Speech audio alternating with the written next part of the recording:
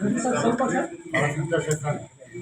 ಶಿಕ್ಷಣದಿದ್ದಾಗ ಕಾಯಕ ಎಲ್ಲ ತಾವು ಬ್ಲೆಸ್ಸಿಂಗ್ ಬೇಕು ಮತ್ತು ವಿಶೇಷ ಹೆಚ್ಚಿನ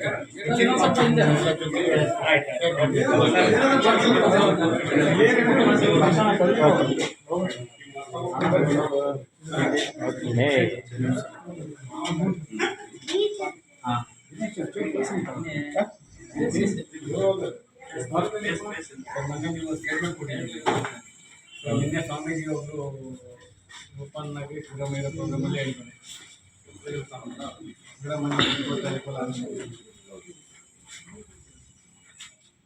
ಹೌದು, ನಾನು ಮುಂಚಿಂದ ಹೇಳ್ತಾ ಬರ್ತಾ ಇದ್ದೀನಿ.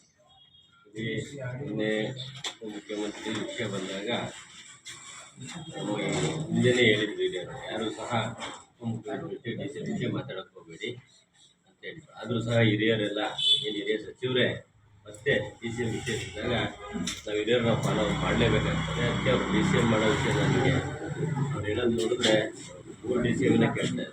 3 ಡಿ ಸಿ ಎಂ ಬೇಡ, 5 ಡಿ ಸಿ ಎಂ ಮಾಡಲಿ, 1 ಡಜನ್ ಡಿ ಸಿ ಎಂ ಮಾಡಲಿ.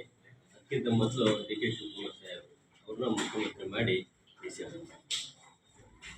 ಒಂದು ಕಡೆ ಸ್ವಾಮೀಜಿಯವರು ಒಪ್ಪಂದಕ್ಕೆ ಸರಿ ಇದೆ. ಯಾಕೆಂದರೆ ಎಲ್ರಿಗೂ ಗೊತ್ತಿದೆ, ಈಗ ಮತದಾರ ಬಂಧುಗಳು ಡಿ ಕೆ ಶಿವಕುಮಾರ್ ಸಾಹೇಬರು ಹಾರ್ಡ್ ವರ್ಕಿಂದ ಇವತ್ತು ಕಾಂಗ್ರೆಸ್ ಪಕ್ಷ 136 ಸೀಟ್ ಬಂದಿದೆ. ಜೊತೆಗೆ ಲೋಕಸಭಾ ಚುನಾವಣೆಯಲ್ಲಿ 1 ಸೀಟ್ ಇದ್ದಂಥದ್ದು 9 ಸೀಟಿಗೆ ಬಂದಿದೆ. ಇಂಥವರಿಗೆ ಅವಕಾಶ ಕೊಟ್ಟರೆ ಕಾಂಗ್ರೆಸ್ ಸರ್ಕಾರ ಈ 5 ವರ್ಷನ ಮುಂದಿನ 5 ವರ್ಷನೂ ಕಾಂಗ್ರೆಸ್ ಸರ್ಕಾರ ಬರ್ತದೆ. ಯಾಕಪ್ಪ ಅಂದರೆ ಈಗ ಜನಪರವಾದಂಥ 5 ಗ್ಯಾರಂಟಿಗಳು ಕೊಟ್ಟು ಈಗ ನೆಮ್ಮದಿಯ ಜೀವನಕ್ಕೆ ನಾವು ಕಾರಣ ಆಗಿದ್ದೇವೆ. ಮುಂದುವರಿಬೇಕು ಅನ್ನೋದು ನಮ್ಮ ಮತದಾರ ಬಾಂಧವರು ಏನು ತಾಯಂದಿದ್ರೆ ಅವರ ಆಶಯ. ಸಿದ್ದರಾಮಯ್ಯ ಅವರ ಆಡಳಿತ ಸರಿ ಇಲ್ವಾ ಸರ್? ಆಡಳಿತ ಭಾಳ ಚೆನ್ನಾಗಿ ಮಾಡಿರೋದಕ್ಕೆ ಕಳೆದ 5 ವರ್ಷದ ಆಡಳಿತ ನೋಡಿ ಮತ್ತೆ ಮುಂದಿನ 5 ವರ್ಷ ಆಡಳಿತಕ್ಕೆ ಅವಕಾಶ ಕೊಟ್ಟಿತ್ತು. ಸಿದ್ದರಾಮಯ್ಯ ಅವ್ರ ಪರವಾಗಿ ಒಂದು ಬಣ, ಈ ಡಿ ಕೆ ಶಿ ಪರವಾಗಿ ಎಲ್ಲ ಒಂದು ಕಡೆ ಸರ್ಕಾರ ಅಸ್ಥಿರಗೊಳಿಸುತ್ತೆ. ಯಾವುದೇ ರೀತಿಯ ಬಣನೂ ಇಲ್ಲ, ಯಾವುದೇ ಅಸ್ಥಿರತೆಯೂ ಇಲ್ಲ. 1 ವರ್ಷದ ಮೇಲೆ 2 ತಿಂಗಳಾಗಿದೆ ನಮ್ಮ ಸರ್ಕಾರ ಸ್ಟಾರ್ಟ್ ಆಗಿ. ಈ 5 ವರ್ಷ ಅಂದರೆ ಮುಂದಿನ 5 ವರ್ಷವೂ ಇದೇ ರೀತಿ ಸಿದ್ದರಾಮಯ್ಯ ಸಾಹೇಬರ ಒಂದು ಡಿ ಕೆ ಶಿವಕುಮಾರ್ ಸಾಹೇಬರು ಇಬ್ಬರು ನೇತೃತ್ವದಲ್ಲಿ ಸರ್ಕಾರ ಚಾಲನೆ. ಅದು ಒತ್ತಾಯ 2 ವರ್ಷ ಈಗಲೇ ನಾವೇನು ಮುಖ್ಯಮಂತ್ರಿ ವಿಷಯ ಮಾತಾಡಿರಲಿಲ್ಲ. ಹಿರಿಯ ಸಚಿವರು ಏನು ಡಿ ಸಿ ಎಂ ಮಾಡಬೇಕು, ಡಿ ಸಿ ಎಂ ಮಾಡಬೇಕು ಅಂದಾಗ ಮುಂಚಿಂದ ಹೇಳಿದ್ದೆ. ಡಿ ಸಿ ಎಮ್ ನಮ್ಮ ಡಿ ಕೆ ಶಿವಕುಮಾರ್ ಸಾಹೇಬರು ಕೊಟ್ಟಿರೋದು ಅವರ ಒಂದು ಜಾತಿ ಆಧಾರದ ಮೇಲೆ ಕೊಟ್ಟಿಲ್ಲ, ಅವರ ಒಂದು ಪಕ್ಷದ ಪ್ರಾಮಾಣಿಕತೆ, ನಿಷ್ಠೆ, ಅವರ ಒಂದು ಸಂಘಟನೆ ನೋಡಿ ಡಿ ಸಿ ಎಂ ಹುದ್ದೆ ಕೊಟ್ಟಿದ್ರು. ಆ ಕಾರಣ ಜಾತಿ ಆಧಾರದ ಮೇಲೆ ಕೊಟ್ಟಿದ್ರೆ ಈಗ ಎಲ್ಲ ಜಾತಿ ಕೊಡಬೇಕಾಗ್ತದೆ. ಮೈಸೂರು ಕಮ್ಯುನಿಟಿಗಳು ಸಹ ಬೆಂಬಲಿಸಿದ್ರು. ಈ ಹಿಂದೆ ನಾವು ವೀರಪ್ಪ ಸಾಹೇಬ್ರನ್ನ ಮುಖ್ಯಮಂತ್ರಿ ಮಾಡಿದ್ದೀವಿ ಅಂತ ಒಂದು ಆ ರೀತಿ ನೋಡಿದ್ರೆ ಎಲ್ಲರೂ ಮಾಡೋಕ್ಕಾಗ್ತದೆ. ಈಗ ಅದು ಅವಶ್ಯಕತೆ ಇರಲಿಲ್ಲ. ಹಿರಿಯ ಸಚಿವರು ಹೆಚ್ಚಿದ್ರಿಂದ ನಾನು ಸಹ ಮನವಿ ಮಾಡ್ತಾ ಇದ್ದೀನಿ, ಮುಖ್ಯಮಂತ್ರಿ ಮಾಡಿ ಹೆಚ್ಚು. ಈಗ ಪಂಚಪೇಟೆ ಸ್ವಾಮೀಜಿ ಬೇರೆ ಹೇಳಿದ್ದಾರೆ, ಈಗ ಲಿಂಗರಾಜ್ ಕೂಡ ಇದ್ದಾರೆ ಸಿಎಂ ಆಗಲಿಕ್ಕೆ, ಮಲ್ಲಿಕಾರ್ಜುನ ಅವರು ಇದ್ದಾರೆ, ಶಂಕರಪ್ಪ ಪಾಟೀಲ್ ಇದ್ದಾರೆ ಅಂತ ಎಲ್ಲರೂ ಇದ್ದಾರೆ.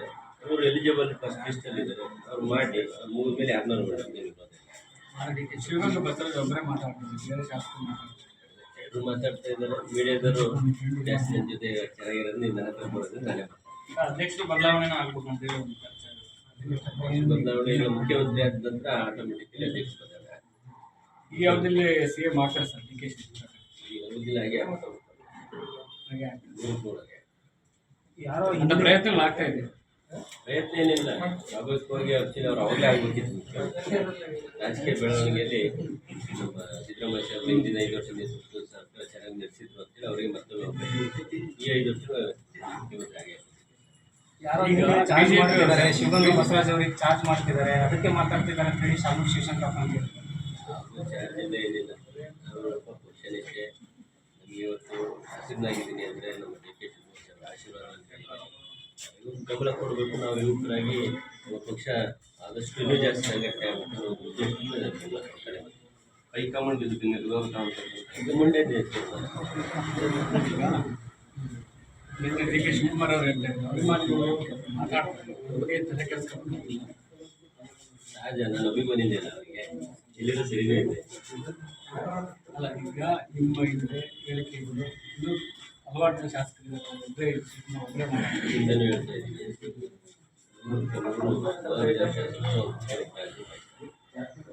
ಯಾಕೆ ಬಂದು ಸರ್ ಈ ವಿಚಾರ ಸುಮ್ಮನೆ ಅವರ ಡಿ ಸಿ ಎಂ ಕೇಳಿದ್ರು. D C M D C M ಕೌಂಟ್ರಾ ಇದು ಕೌಂಟ್ರ್ ಅಲ್ಲ. ಈಗ ಅವ್ರಿಗೆ D C M C M ಆಗಲೇಬೇಕು ಅಂತ ಸಿ ಎಂ ಆಗಲೇಬೇಕು.